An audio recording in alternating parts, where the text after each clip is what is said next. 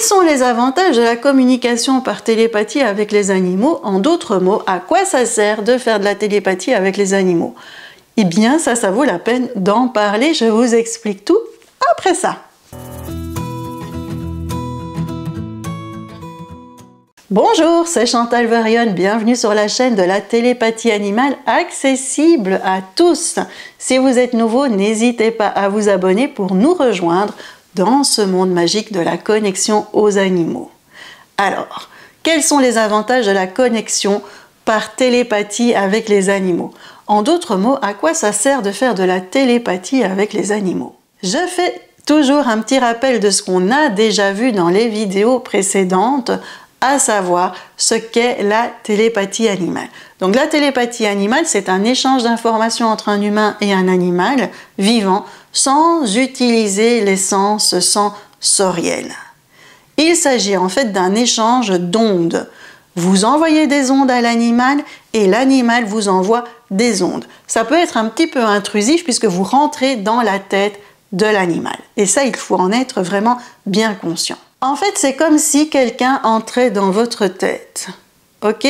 Donc la télépathie animale, ce n'est vraiment pas un jeu. Elle doit être utilisée pour de bonnes raisons. Vous n'aimeriez pas que quelqu'un rentre dans votre tête juste pour s'amuser ou pour gonfler son ego. Donc, pourquoi est-ce qu'on utilise la télépathie animale? Je vais vous parler de Millie. Millie est un chat des rues qui a été trouvée agonisante sur le trottoir. Elle a été recueillie par ma nièce et a été soignée. Comme une guerrière, elle a repris du poil de la bête. Mais elle avait énormément peur de l'homme, impossible de l'approcher. Ma nièce, partant régulièrement en déplacement, a souhaité trouver une famille pour Millie, pour que Millie puisse avoir une belle vie. Millie est alors allée chez ma sœur en famille d'accueil. Et c'est là que la télépathie animale est entrée dans la vie de Millie.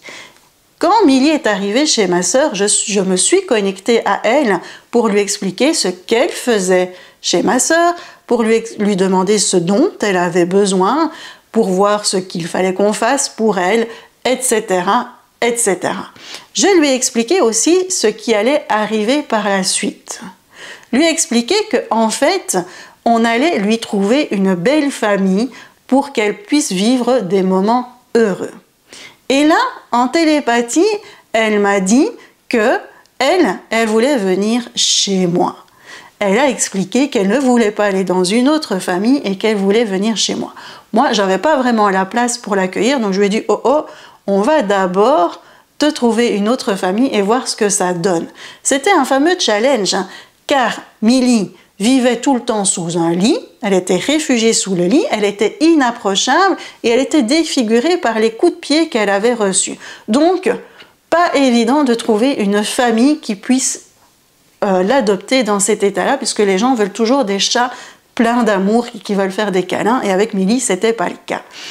Un jour, il y a une dame qui s'est présentée pour pouvoir adopter Millie. Je rentre en télépathie animale et j'explique à Millie que quelqu'un va venir la voir pour l'adopter.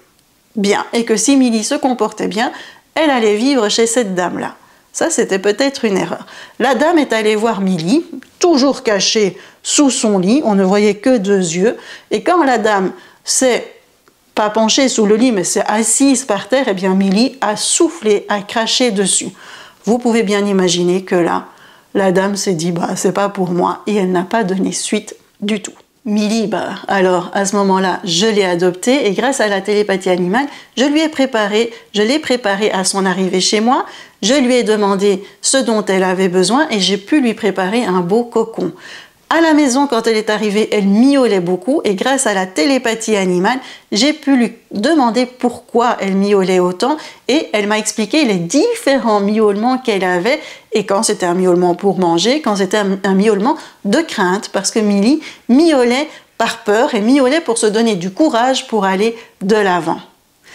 Qu'est-ce qui s'est passé? Grâce à l'écoute et grâce à plein de choses, eh bien, Millie s'est laissée approcher, je pouvais lui faire des câlins. Comment se termine cette histoire? Pas si bien que ça, parce que Millie avait une maladie auto-immune qui mangeait le bout de son nez. Et donc, il a fallu un jour prendre une décision et l'aider à partir. Cette décision, elle a été prise avec elle, grâce à la télépathie animale. Maintenant, elle a rejoint les étoiles, mais grâce à cette télépathie animale, j'ai pu la suivre, j'ai pu l'accompagner vraiment jusqu'au bout.